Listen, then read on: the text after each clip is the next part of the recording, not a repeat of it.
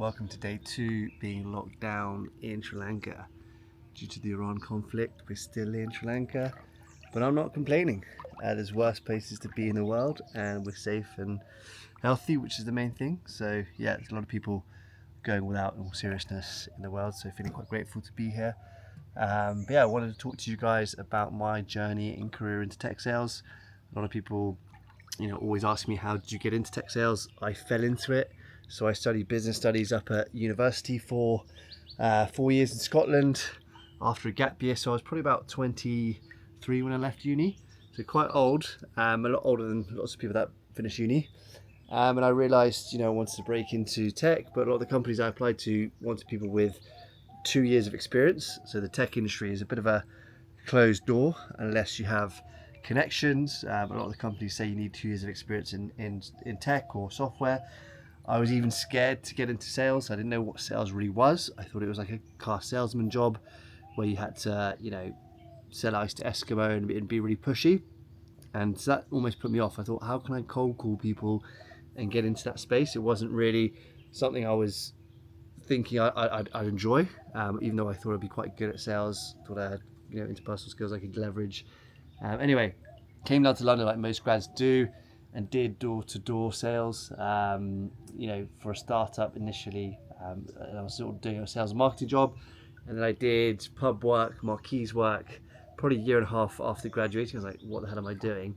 I want to get into tech. Actually, going back 6 months in post university, I was like, I need to get a proper job. So I went on a website. I think wasn't Gumtree, but something like that. And I saw a cactus water job. So it was a seed brand under Lucozade and Ribena. So I was selling cactus water. Absolutely ridiculous. It's an actual drink. So if you know cactus, there's a fruit called the prickly pear, and I was selling that juice of the cactus water to brands and hotels, bars, restaurants, corner shops.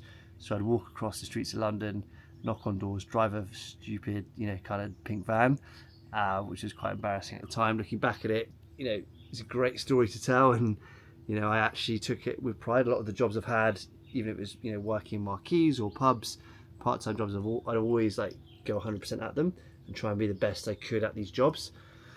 Anyway, I did door-to-door sales, and I got told to F off so many times, so many rejections. I'd be on the streets of London when it's snowing, going to the corner shops and saying "boss man not in," and I'd have to deal with all these sort of rejections and have my rebuttals that I'd use.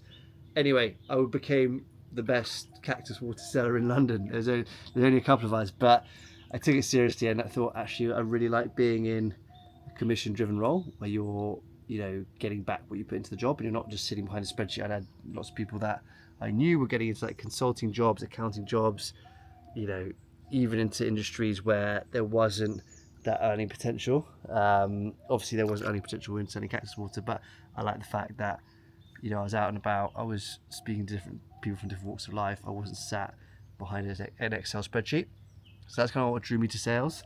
Anyway, fast forward a couple of years later, so it was probably a year and a half after leaving uni, I decided I needed to get into tech. I was watching, growing up, The Social Network with Mark Zuckerberg, and the internship or the intern when they go to Google. I was like, tech's so cool. There's so many benefits there, and I loved, I guess, the US culture and reading about Facebook and some of the growth they've had there.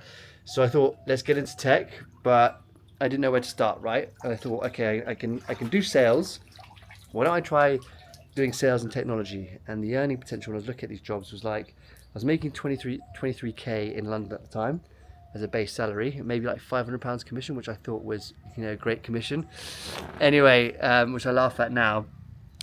And I did a bit of research. I saw there's people in tech sales making multiple six figures.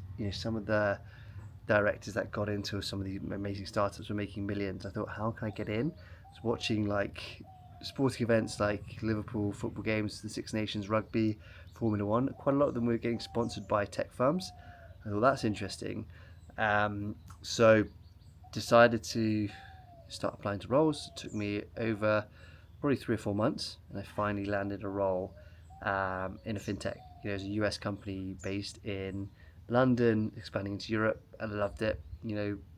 I got flown out to New York multiple times, got to travel across Europe, and really enjoyed the culture and the team. There's a PlayStation in the office, snooker table in the office. They had like lunches, and I just couldn't believe, I'd landed in the middle of Shoreditch, the pub across the road. It was such a fun culture as well.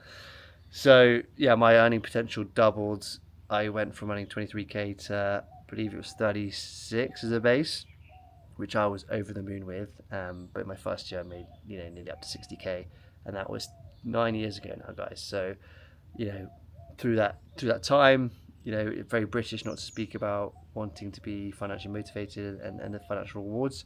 I went to hit multiple six figures, changed my life, became a regional director, and then the pandemic happened, and I was like, I need to help more people that didn't know what tech sales was, like myself, but also from a training standpoint and hiring standpoint, we couldn't hire great people. So I thought, how can we train people online, as we couldn't get into the office due to lockdowns, and give them accredited skills, mentoring, community, and that's what I've built at Entertech over the last 4 years. It's come up to a 4-year anniversary, so sometimes it's easy to get caught up in what you're building, but just taking stock, we've helped hundreds of people, probably just like you if you're watching this, that have been, you know, anywhere from university dropouts, people that have been unemployed, people that worked at Deliveroo, people that worked in real estate as lettings agents.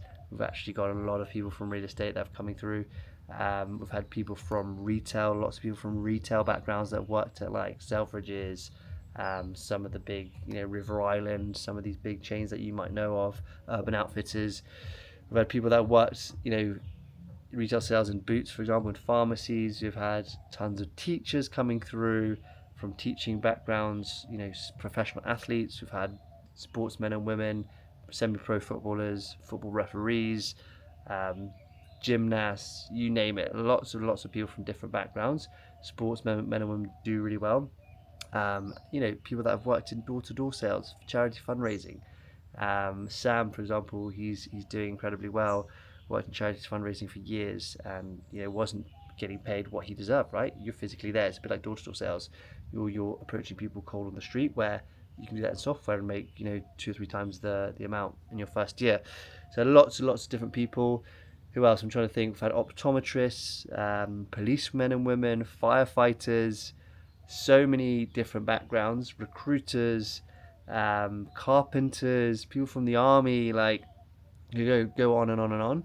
But if you're one of these people who's thinking, damn, I want to be working in the digital economy, I'll be wanting to work, either hybrid or remote, I want to be working with dynamic environments, learning about technology, learning about AI, what I'd say to you is, I keep saying this, like, there's never been a better time to break in because of the evolution of technology.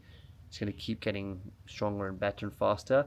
Unless you're maybe in the trades, unless you're maybe let's say, a plumber, or you're in a physical role where they need manual labor, a lot of these jobs are getting automated, and a lot of industries are getting, I guess, automated through technology. So if you can either sell it or deploy it, you're in such a strong position. There's amazing growth in the cybersecurity space, because a lot of these companies that are working online now need cybersecurity protection. So what I would say is, anyone can break into technology. Don't think you have to go to Harvard or have had to have university. I think 30% of our students never went to uni. Um, we support anyone from any background, doesn't care your age, your religion, your gender, whatever it is. Like, you can get into tech sales, and there's a lot of roles where you don't need any coding or technical experience.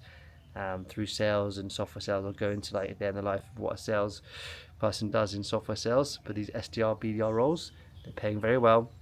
In London, anywhere from, in your first year, most people are making anywhere from 45k to up to 100k, and that's 100k is a top end, but we've had people from our program do that. If you pick the right company, typically US companies that are scaling aggressively into Europe and the UK, you can do very well. We've helped people from outside of Europe, so people from Taiwan, Hong Kong, Vietnam do very, very well. We're also planning some exciting things further on along the lines. We've helped people from Norway, Spain, Italy, France, even the US. Even though we have been born and bred in the UK, Entertech is a global company. You can learn from anywhere in the world alongside your 9 to 5. You don't have to leave your current job. You can do the sessions in the evening, and also we have ongoing mentoring, one-on-one support, coaching and support to get you into a great job. And then once you're in that job, we have a community. We meet up every 3 months, virtually and also in person. So yeah, what we've built is very different to anything out there, and very excited for the future. So if you're watching this and you're thinking about breaking into tech sales in 2026, drop me a message on Instagram, jack.in.tech. So Jack in Tech, jack.in.tech, or drop me a message or comment on the video. And yeah, guys, share what else you'd like to see. Happy to share with you more about my story working in tech sales. I think some of you might know it by now. But yeah, comment below and we'll speak soon.